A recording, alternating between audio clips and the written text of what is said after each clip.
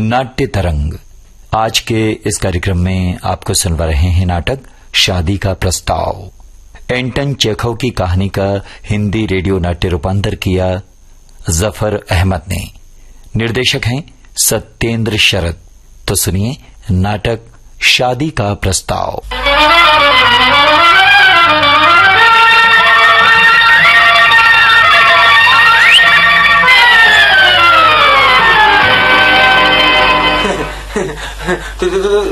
चुकोब साहब हैं?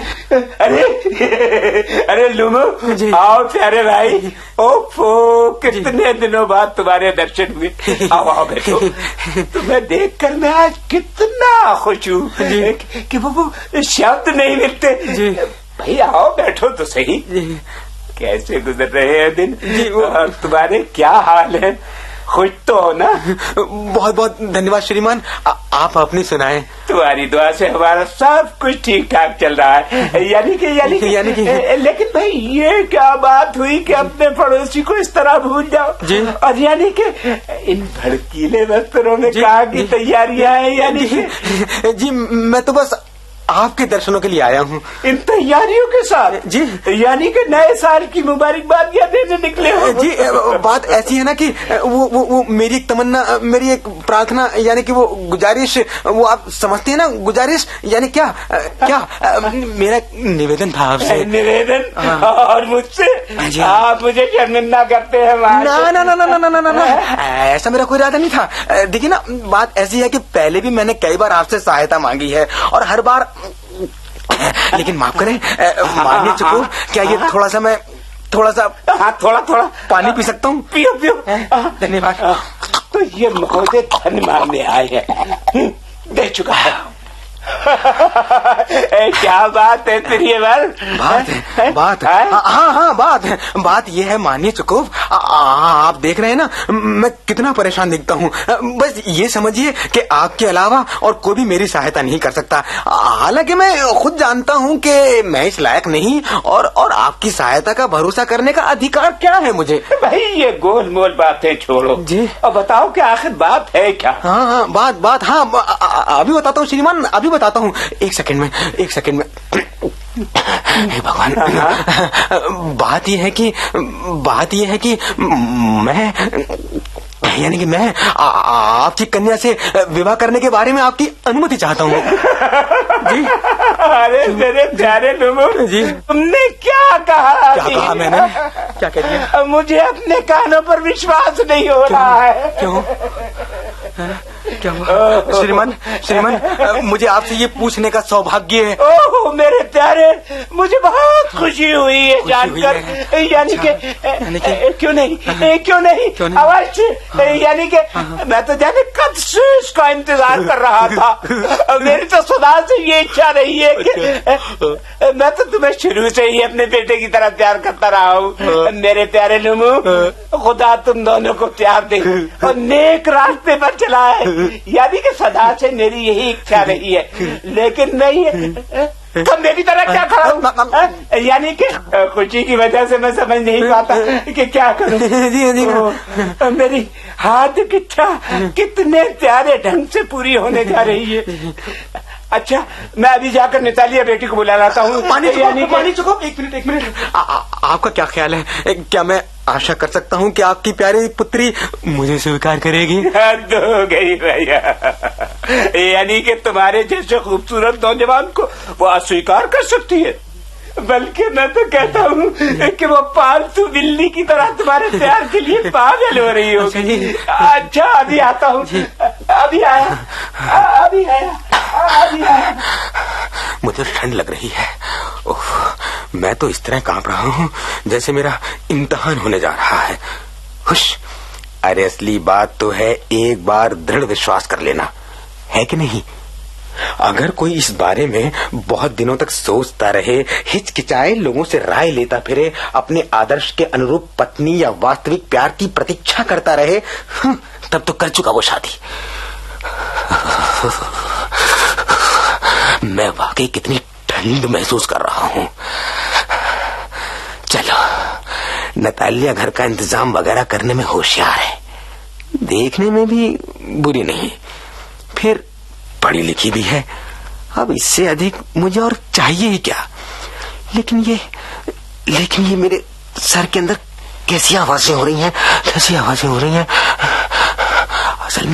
असल में जरा मैं कुछ ज्यादा ही घबरा गया हूं।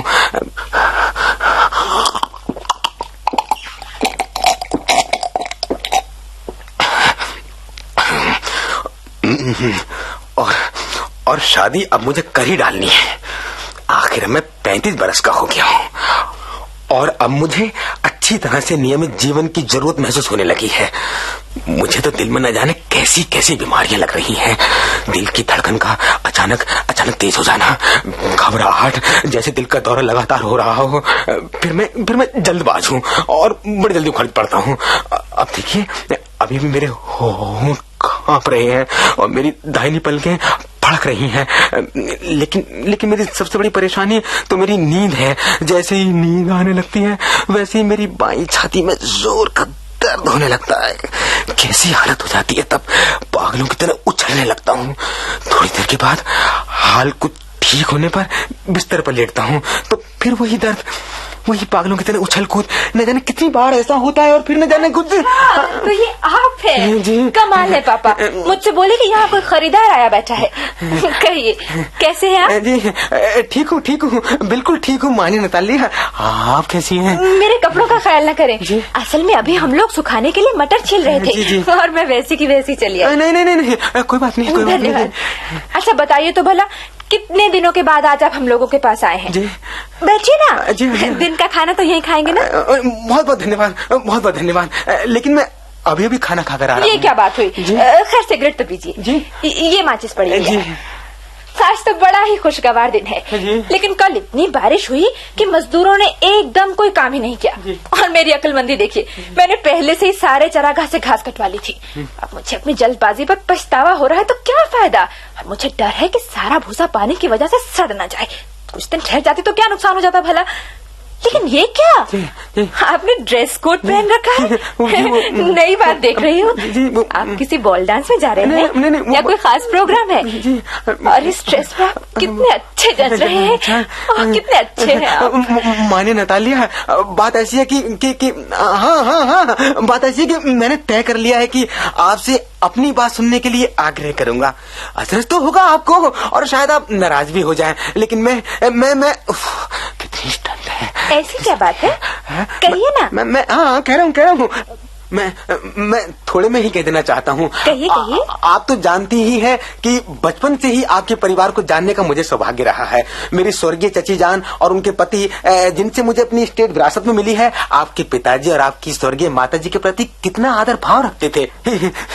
मेरे और आपके परिवार में सदा ही मित्रता रही है। इसके अलावा जैसा कि आप जानती ही है कि मेरी जमीन आपकी जमीन से मिली हुई है। आपको शायद ये भी याद हो कि मेरी बोलोबी चरागाह आपकी कांटेदार झाड़ियों से गिरी हुई है। माफ कीजिए, लेकिन अभी आपने कहा मेरी बोलोबी चरागाह। जी हाँ। लेकिन क्या वो आपकी चरागाह है? जी हाँ। तो अच्छा ये बात है। जनाब, बोलोबी चरागाह आपकी नहीं हमारी है। नहीं माननीय, वो चरागाह मेरी है। मेरे लिए तो ये ताजा समाचार है। अच्छा तो वो आपकी हुई किस तरह? वो मेरी किस तरह हुई? अजी मैं उस बोलोबी चरागाह की बात कर रहा हूँ जो आपकी कटीली झाड़ियों और दलदली जमीन के बीच में। जी हाँ, वो चरागाह आपकी नहीं हमारी है। नहीं महाशया, आपको भ्रम हुआ है, वो हमारी है। महाशय जरा सोचिए, आप क्या कह रहे हैं? क्या वो बहुत दिनों से आपकी है या? बहुत दिनों से? जहाँ तक मुझे याद है महोदया, वो हमेशा से हमारी रही है। इस झूठी बात को नहीं मान सकने के लिए माफी चाहती हूँ। क्या कहा आपने? झूठी बात? आदरणीय महोदया, मेरे पास इसके सबूत हैं। ये ठीक है कि किसी समय उस चरागाह की मिल्कियत पर झगड़ा था, लेकिन अब सभी जानते हैं कि वो मेरी है और इसके बारे में कहीं संशय झगड़े की गुंजाइश ही नहीं।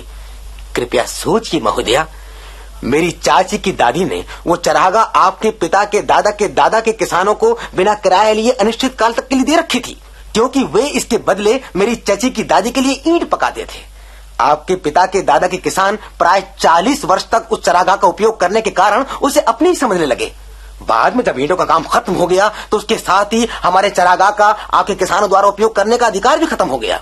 महोदया, चरागाह तो कभी आपकी थी ही नहीं। जनाब, आपने जैसे बयान किया बात वैसी नहीं है।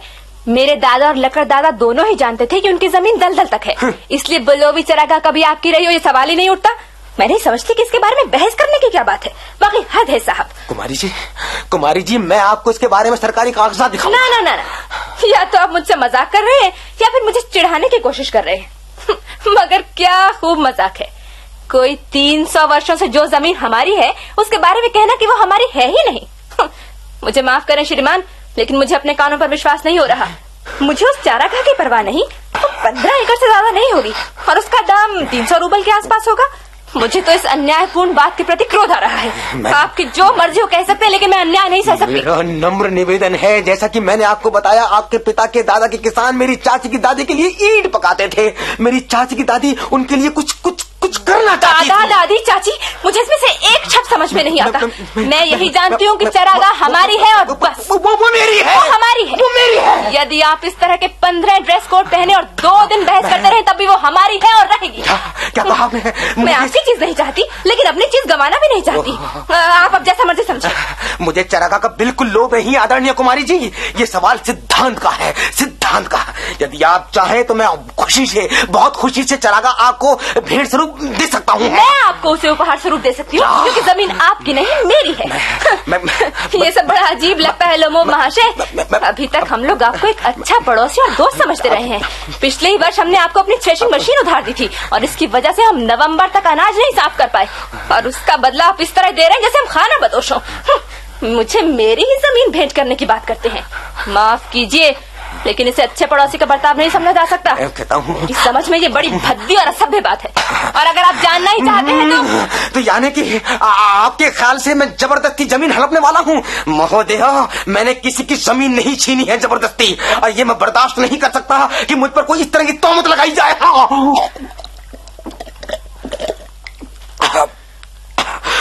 वो लोभी चारागाह मेरी है। झूठ है, वो हमारी चारागाह है। इसमें कोई सच्चाई नहीं। मैं इसे सिद्ध कर दूंगी। मैं आज अपने मजदूरों को वहाँ की घास काट लाने को कहती हूँ। क्या कहा? मजदूरों को भेजोगी? मैं उन्हें धक्के दिलवा कर बाहर निकलवा दूंगा। खबरदार जो ऐसी जरूरत की। क्या कहा? वो लोभी चारागाह मेरी है, वो लोभी चारागाह मेरी है। समझ में आई बात? मेरी है, मेरी है। कृपया मत। मेरी है। अपने घर में यदि आप चाहें तो गुस्से से जितनी चीख पुकार मचानी हो मचाएं, लेकिन यहाँ जरा सीमा के अंदर रहे तो अच्छा रहेगा। श्रीमती जी, अगर मैं इस तड़पने वाले दिल की धड़कन और कनपटी की नाकाबिले बर्दाश्त पीड़ा से छटपटाता ना होता तो आपसे किसी और ढंग से बातें करता। हाँ, वो लोभी चारागाह मेरी है, हमारी है, मेरी है, हमारी है, मेरी है, हमारी चारागाह, हमारी चारागाह, हमारी है, मेरी है। तो क्या बात है? तुम लोग इस कदर चीख क्यों रहे हो? पापा, मेहरबानी करके इन महाशय को बता दीजिए कि वो लोभी चारागाह इनकी है या हमारी है। बताइए। बच्चे मेरे, चारागाह हमारी है। आपकी? ये कैसे हो सकता है? ये कैसे हो सकता है? कम से कम आप तो समझने की कोशिश कीजिए। मेरी चाची की दादी ने आपके दादा के किसानों को अपना कुछ करने के बदले कुछ समय के लिए चारागाह उनके इस्तेमाल के लिए दे रखी थी। अब ये किसान 40 वर्ष तक उस जमीन का उपयोग करते करते उसे अपनी समझने लग गए। वो तो पिछली बार जमीन के बंटवारे की। मुझे कहने दो मेरे बच्चे, कहिए आप। तुम ये भूल जाते हो कि हमारे किसान तुम्हारी दादी को इसलिए जमीन का किराया देते थे क्योंकि जमीन की मिल्कियत का फैसला नहीं हो पाया था। यानी कि अब तो हर कोई जानता है कि वो जमीन हमारी है। नहीं, तुमने शायद नक्शा नहीं देखा। मैं कुछ नहीं दिखना चाहता। मैं आपके सामने ये सिद्ध कर दूंगा कि वो चारागाह मेरी है, मेरी। तुम ऐसा नहीं कर पाओगे मेरे बच्चे। मैं नहीं कर पाऊंगा, मैं कर पाऊंगा, मैं दिखा दूंगा। हाँ, तुम चीख क्यों रहे हो मेरे प्यारे? चिल्लाने से तुम कुछ बात साबित नहीं कर पाओगे। मुझे तुम्हारी किसी चीज की इच्छा नहीं है, और जो मेरा है उसे छोड़ देने का मेरा कोई इरादा नहीं। अगर तुम इस बात को लेकर तमाशा खड़ा करना चाहते हो तो चारागाह तुम्हें मिलने से नहीं, उसे मैं किसानों में चाहे बली कर। मैं आपकी बात नहीं समझ पा रहा हूँ। दूसरे की संपत्ति बांटने का आपको क्या हक है? मुझे इसका हक है या नहीं है, उसका फैसला मुझ पर छोड़ दो। मैं तुम्हें बता देना चाहता हूँ नौजवान कि इस ढंग से और इस तरह की बातें सुनने का मैं आदी नहीं हूँ। मैं कम से कम तुमसे दुगनी उम्र का हूँ, और इसका लिहाज रखते हुए उचित ढंग से तुम्हें मुझसे बात करनी चाहिए। उचित ढंग से मुझसे बातें करनी चाहिए? वाह, यानी आप मुझे बेवकूफ समझकर मेरी हंसी उड़ा रहे हैं। आप मेरी जमीन को अपनी बताते हैं और आप चाहते हैं कि मैं आपसे ठंडे दिमाग से बात करूं। अच्छे पड़ोसी ऐसा व्यवहार नहीं करते महोदय। आप पड़ोसी नहीं, आप पड़ोसी नहीं बल्कि दूसरे के धन का बलपूर्वक अपहरण करने वाले हैं। हाँ। क्या कहा तुमने? ठीक कहा मैंने। जल्दी मजदूरों को इस चरागाह की कटाई के लिए भेज दीजिए। हाँ वहाँ से क्या फरमाया? वो लोभी चरागाह हमारी है और हम उसे नहीं छोड़ेंगे, कभी नहीं, कभी नहीं। ठीक है फिर, ठीक है, देखा जाएगा इसके बारे में। मैं अदालत में ये सिद्ध कर दूंगा कि वो जमीन मेरी है। अदालत में? हाँ। तुम इसे अदालत में ले जाओ, इस जन्म में। मैं तुम्हें खूब समझता हूँ, तुम केवल कानून तक जाने का बहाना खोज रहे हो। तुम्हारा सारा परिवार ही मुकदमेबाजों का परिवार रहा है। निवेदन है महाशय, मेरे परिवार पर कीचड़ ना उछालिए, मेरे परिवार पर कीचड़ ना उछालिए। सभी लोग ईमानदार व्यक्ति थे और में से कोई भी आपके चाचा की तरह रुपया हवन करने के जुर्म में अदालत में नहीं ले जाया गया। हाँ, तुम्हारा सारे का सारे लोगों परिवार पागल रहा है। एकदम कोई भी सही दिमाग का नहीं रहा। तुम्हारे दादा भयंकर पागल थे। तुम्हारी छोटी चाची एक कारीगर के साथ भाग गई थी। इस तरह सभी थे। यानी कि जाने की आपकी माँ कुबड़ी थी। आप मेरी छाती का दर्द, सारा खून सर पर गया लगता है। ईश्वर, पानी पानी तुम्हारे बाप जारी और पिटू थे। और गंदी अफवाहें फैलाने में तुम्हारी चाची का कोई मुकाबला नहीं था। मेरा बाया पाँव एकदम निर्जीव हो गया। आप एक जालसाज है और मेरा दिल और ये बात किसी से छिपी हुई नहीं है कि चुपों के खानदान। मेरी आंखों के आगे तारे नाच रहे हैं। कहाँ है मेरा हेड? ये नीचतापूर्ण है, ये बेईमानी है, काबिले नफरत है ये। और तुम खुद भी एक दुमुहे सांप हो, समझे? ये मेरा हेड ये मेरा दिल। मुझे किधर से जाना है? दरवाजा किधर है? किधर दरवाजा? शायद मैं मर रहा हूँ। मेरी टांगों की जान तो पहले अब कभी मेरे दरवाजे पर कदम मत रखना। तुम अदालत जाओ, हम देख लेंगे। जन्म बजाए। क्या कमीनापन है, ऐसी घटना के बाद अच्छे पड़ोसियों पर भी विश्वास करना कठिन है।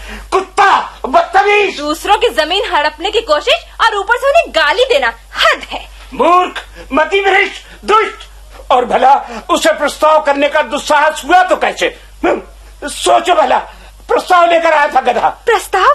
कैसा प्रस्ताव? अरे वो तुमसे शादी का प्रस्ताव करने आया था। प्रस्ताव मेरे लिए? आपने मुझे पहले क्यों नहीं बताया? अरे कमबख्त सी उद्देश्य ड्रेस कोट पहन कर आया था। सोचो तो, यानी के मुझसे उसे बुलाइए, उसे वापस बुलाइए, जल्दी बुलाइए उसे। किसे वापस बुलाऊं? जल्दी बुलाइए उसे, जल्दी बुलाइए, जल्दी। मुझे कहा आ रहा है, उसे बुलाइए, जल्दी बुलाइए। ये क्या है? जल्दी बुलाइए। पाया इस जिंदगी से मैं अपने को गोली मार दूंगा, मैं फांसी लगा लूंगा, खत्म हो जाऊंगा। ये हमारी मौत के कारण होंगे। मैं मर रही हूँ, उसे वापस बुलाइए, जल्दी बुलाइए उसे वापस बुलाइए, वापस बुलाइए। भूखो मत। हम लोगों ने क्या कर दिया उसके साथ? शादी का प्रस्ताव लेकर आया, हमने उसे क्या कर दिया? जल्दी बुलाइए पापा, उसे वापस बुलाइए। मैंने बताया नहीं तुम्हें? ईश्वर, युवा लड़की का बाप होना भी कैसा अभिशाप है। मैं अपना गला काट डालूंगा, निश्चित रूप से अपना गला काट डालूंगा। हमने उस आदमी को गालियां दी, उसका अपमान किया, धक्के देकर बाहर निकाला और सारी कारस्तानी तुम्हारी है, तुम्हारी। मेरी नहीं, आपकी गलती है। अच्छा, तो ये मेरी गलती थी। लो मैं चला, तुम खुद ही बात कर लेना, खुद ही बात कर लेना। मेरे पाँव ठंडे पड़ गए। हमें माफ कर दीजिए माननीय लोमोव, हमसे बड़ी जल्दबाजी हो गई। मुझे अब याद आया कि वो लोभी चरागाह आपकी ही है। मेरा दिल बहुत तेज से धड़क रहा है, चरागाह मेरी है, चरागाह मेरी है। मेरी दोनों आंखें फड़फड़ा रही हैं। हाँ श्रीमान, वो आपकी ही चरागाह है। बैठिए ना, बैठिए ना। मैं सिद्धांत का आदमी हूँ, मेरे लिए उस जमीन का कोई मूल्य नहीं, मूल्य है सिद्धांत का। एकदम ठीक कहना है आपका। छोड़िए, अब कुछ दूसरी बातें कीजिए। खास तौर पर जबकि मेरे पास इसके प्रमाण है। मेरी चाची की दादी ने आपके पिता के दादा के किसानों को। अरे छोड़िए भी उस बात को। मुझे उम्मीद है मान्या कि खेतों की कटाई के बाद ही मैं जा पाऊंगा, लेकिन कैसी दुर्घटना हुई मान्या। क्या आपको मालूम है, मेरा शिकारी कुत्ता ट्रिगर लंगड़ा हो गया है। हाय बेचारा, ऐसा कैसे हुआ? कह नहीं सकता, किसी तरह चोट लग गई होगी या किसी दूसरे कुत्ते ने काट लिया होगा। हाय, मेरा सबसे अच्छा कुत्ता था। जानती हैं, उसके लिए मुझे मिरोतोप को 125 रूबल देने पड़े थे। आपको बहुत देना पड़ा माननीय। मैं समझता हूँ कि वो मुझे काफी सस्ता मिला है। कितना प्यारा कुत्ता है। पिताजी ने तो बेकर के लिए केवल 85 रूबल दिए थे, जबकि वो आपके ट्रेकर से कहीं अच्छा कुत्ता है। क्या कहा आपने? बेकर ट्रेकर से अच्छा कुत्ता है? क्या बकवास है। यानी कि आपके ख्याल से बेकर बेहतर है ट्रेकर से? निश्चित रूप से बेकर बेहतर है। ये ठीक है कि वो भी कुछ छोटा है, लेकिन चतुराई और अन्य बातों में वो वोल्टेनेस्की के सभी कुत्तों से अच्छा है। मुझे माफ कीजिए माननीय नतालिया, लेकिन आप भूल जाती हैं कि आपके बेकर का निचला जबड़ा छोटा है, और शायद आप ये भी न जानती हो कि ऐसे कुत्तों की पकड़ कमजोर होती है। छोटे जबड़े का? जी हाँ। पहली बार ऐसी बात सुन रही हूँ मैं तो। मैं आपको कैसे विश्वास दिलवाऊं कि उसका निचला जबड़ा छोटा है? कैसे? क्या आपने नापा है? हाँ, दौड़ने के लिए तो वो ठीक है, लेकिन जहाँ तक दांतों की पकड़ का सवाल है उसे आप बेकार ही समझिए। श्रीमान, पहले तो आपको बता दूं कि वो खानदानी नस्ल का कुत्ता है। होगा। हार्नेस और चीजेल का बच्चा है वो। लेकिन आप तो ये भी नहीं बता पाएंगे कि आपका वो चकत्तेदार गंजा कुत्ता किस नस्ल का है। इसके अलावा वो लावारिस घोड़े की तरह कुरूप और बूढ़ा है। क्या कहा? कुरूप और बूढ़ा है? वो बूढ़ा है, वो बूढ़ा है, फिर भी उसे मैं आपके आधा दर्जन बेकरों के बदले नहीं दे सकता। नहीं दे सकता। कैसे दे सकता हूँ? कैसे दे सकता हूँ? मेरा ट्रेकर एक शानदार कुत्ता है, और आपका बेकर सवाल ही नहीं उठता। हर एक शिकार के पास आपके बेकर जैसे 50-25 कुत्ते होते हैं, उसके लिए तो 25 रूबल भी ज्यादा है। इवान लोमोव, आज आपकी बातें अजीब विरोधाभास करने वाली हैं। पहले आपने कहा था कि चारागाह आपकी है, फिर कह रहे हैं कि आपका ट्रेकर हमारे बेकर से बेहतर है। मैं ऐसे आदमी को पसंद नहीं करती जो सोचता कुछ और बोलता कुछ है। आप अच्छी तरह जानते हैं कि हमारा बेकर आपके बुद्धू ट्रेकर से सैकड़ों गुना अच्छा है, फिर उल्टी बातें बोलने से फायदा? अच्छा, यानी कि मैंने गौर किया है कि वही शिकारी शिकार के बारे में तर्क करता है जिसे उसके संबंध में बहुत ही कम जानकारी होती है। मेरा निवेदन है कि आप चुप हो जाए, मेरा दिल फटा जा रहा है। मैं कहती हूँ एकदम चुप हो जाओ। मैं तब तक चुप नहीं रहने की जब तक आप ये न मान ले कि हमारा बेकर आपके ट्रेकर से सैकड़ों गुना अच्छा है। घटिया है, बेकर एकदम सैकड़ों गुना घटिया है। तुम्हारे बेकर को क्यों? अब क्या हुआ? पापा, आप सच सच बताएं, कौन कुत्ता बेहतर है, हमारा बेकर या इनका ट्रेकर? ठीक है, बताइए। स्टीफन चुकोव, कृपया मुझे एक ही बात बताने का कष्ट करें। आपके बेकर का निचला जबड़ा छोटा है या नहीं? अगर है भी तो क्या हुआ? जो भी हो, सारे जिले में बेकर से बेहतर कोई भी कुत्ता नहीं। आप नहीं समझ पा रहे हैं, मेरा ट्रेकर उससे बेहतर है या नहीं? कृपया ईमानदारी से बताइए। इतना उत्तेजित न हो मेरे प्यारे, तुम्हारे ट्रेकर में निश्चित रूप से अच्छे गुण है ना? वो अच्छी तरह से पाला गया है। उसके पाँव अच्छे हैं, अच्छे वातावरण में रह भी रहा है। यानी कि, लेकिन यदि वास्तव में ठीक जानना चाहते हो तो उसमें दो बड़े दोष हैं। वो बूढ़ा है और उसकी नाक एकदम सपाट है। हाँ। माफ करें, मुझे धड़कन हो रही है। मेरी धड़कन हो रही है। मेरे ख्याल से हम सच्ची बातें करें। आपको याद होगा कि मरुस्किन दौड़ में मेरा ट्रेकर काउंट के स्विंगर की बराबरी में दौड़ रहा था, जबकि आपका बेकर उनसे कोई आधा मील पीछे था। क्योंकि काउंट के शिकारियों ने अपने कोड़े से उसे घायल कर दिया। शिकारियों ने ठीक ही किया था, जबकि सारे कुत्ते लोमड़ी के पीछे दौड़ रहे थे। अब बेकर ने एक भेड़ को दबोच रखा था। ये गलत बात है। ठीक है यारे, मैं जरा गर्म मिजाज का आदमी हूँ, इसलिए बेहतर हो कि ये बात छोड़ दो। बेकर को इसलिए कोड़ा मारा गया था क्योंकि हर आदमी को दूसरों के कुत्ते के प्रति ईर्ष्या होती है। वो सभी हमारे बेकर की तेजी से जल बुन रहे थे। श्रीमान, आप भी इस दोष से बरी नहीं किए जा सकते। उदाहरण के लिए, जैसे ही आप देखते हैं कि किसी का कुत्ता आपके ट्रेकर से बेहतर है, तुरंत उसकी बुराई करना शुरू कर देते हैं। मुझे सारी बातें याद है। जी हाँ, मुझे भी याद है सारी बातें। मुझे भी याद है सारी बातें। भला क्या याद है आपको? मेरी धड़कन मेरी टांगों में जरा भी जान नहीं। मेरी धड़कन, मेरी टांगे, वाह क्या बेहतरीन शिकारी है जनाब। अरे, आपको तो शिकार करने के बदले रसोई घर में तवे पर लेटकर भौरों की चटनी बनानी चाहिए थी। धड़कन, सच, वाकई आप बेहतरीन शिकारी हैं। अपने दिल की बीमारी को लेकर आपको शिकार के पीछे भागने के बदले घर ही पर रहना उचित होता। यूं आप शिकार करते भी तो कोई वैसी बात नहीं थी, लेकिन आप तो घोड़े का उपयोग केवल दूसरों के कुत्तों के बारे में बेवजह दखल देने के लिए करते हैं। यानी कि श्रीमान, मैं जरा गर्म मिजाज हूँ, बेहतर हो के संबंध में बातें न की जाए। तुम कतई कतई शिकारी नहीं हो। कहा आपने मैं कतई शिकारी नहीं हूँ। और आप कौन से 30 मार खां हैं? आप शिकार केवल काउंट की खुशामद करने और झगड़े फैलाने के लिए ही करते हैं। मेरा दिल। आप झगड़े लगवाने में छिपे रिस्तम है। क्या कहा? मैं झगड़े लगवाने वाला हूँ? जालसाज हूँ। अपनी जुबान संभालो। हाँ जालसाज है। बिल्ले पानी चूहे। अपनी जुबान संभालो अपनी, वरना मैं तुम्हें किसी रद्दी बंदूक से मार कर चटनी बना दूंगा। हर एक आदमी जानता है, हर एक आदमी जानता है। मेरे दिल जानता हूँ तुम्हारी बीवी तुम्हें पीटा करती थी। मेरा दिल, मेरा पाँव मेरे अंगूठे अरे तुम अपनी घर की रखवाली के डर से कांपते रहते हो। मेरा दिल फटा जा रहा है। मेरे कंधे की दर्द है। मैं मर रहा हूँ। डॉक्टर मुझे कमजोरी लग रही, बहुत कमजोरी। आप अच्छे शिकारी हैं, आपको ये भी नहीं मालूम कि घोड़े पर किस तरह बैठना चाहिए। पापा, इनको क्या हुआ? पापा जरा देखिए। पापा इवान लोमोव मर गए। मुझे बेहोशी जैसी आ रही है, सांस लेने में मुश्किल हो रहा है। हवा दो मुझे। ये मर गए। इवान लोमोव, हम लोगों ने क्या कर डाला? ये तो मर गए। अच्छा डॉक्टर को बुलाओ। डॉक्टर को क्या बुलाओ। हुआ? तुम क्या चाहती हो? ये मर गए। कौन मर गया? ये तो वाकई मर गया है। ईश्वर, पानी लाओ, पानी। डॉक्टर बुलाना होगा। नोमो, देखो अगर तुम जिंदा हो तो ये पानी पी लो। ओ, नहीं पीता, इसका मतलब कि मर ही गया तुम्हें, यानी कि मर गया। ऐसे जीवन से मैं अपने सर में गोली क्यों नहीं मार लेता? मैं अपना गला क्यों नहीं काट डालता? आखिर किस लिए रुका हूँ? मुझे चाकू दो, एक पिस्तौल दो।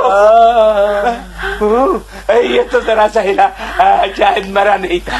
लो ये पानी पी लो। P low. हाँ, अब ठीक है। आंखों के आगे तारे, दिल की घबराहट। मैं कहाँ हूँ? मैं कहता हूँ कि बेहतर है कि तुम जल्दी से शादी कर डालो और जन्म में जाओ। नितालिया ने सहमति दे दी है। हेलो, आप उसमें हाथ मिलाओ। यूं, हाँ, ये तुम्हें स्वीकार करती है। यानी कि मैं तुम लोगों को अपना आशीर्वाद देता हूँ। और इसके अलावा जो भी मर्जियाँ है ले लो, खाली मुझे शांति से जीने दो। क्या? कौन? मैंने कहा था कि नितालिया तुम्हें पति के रूप में स्वीकार करती है। एक दूसरे को चूमो। तुम्हारा सत्यानाश हो, चूमो। ये सुनता है। हाँ, मैं आपका प्रस्ताव मंजूर करती हूँ। चूमो एक दूसरे को, चूमो। किसे चूमना है? एक दूसरे को चूमो। बड़ी खुशी हुई। मुझे माफ कीजिए, बात क्या थी? अच्छा, वो धड़कने और घबराहट थी। मैं बहुत खुश हूँ लिया, मेरे पाँव सुनने पड़ गए। मुझे भी खुशी हुई। चलो, एक मेरा बोझ हल्का हुआ। लेकिन इवान लोमोव, फिर भी आपको मानना पड़ेगा कि आपका ट्रेकर बेकर से अच्छा नहीं है। ट्रेकर बेहतर है, वो घटिया है। चलो, ये हुआ पारिवारिक प्रसन्नता का शुभारंभ। शैंपेन लाओ। ट्रेकर बेहतर है। घटिया है। शैंपेन लाओ। शैंपेन।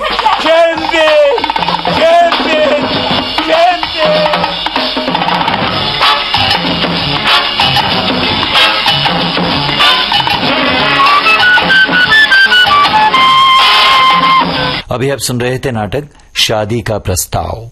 एंटन चेखव की कहानी का हिंदी रेडियो नाट्य रूपांतर किया जफर अहमद ने। निर्देशक थे सत्येंद्र शरद। आज का नाट्य तरंग कार्यक्रम अब समाप्त हुआ।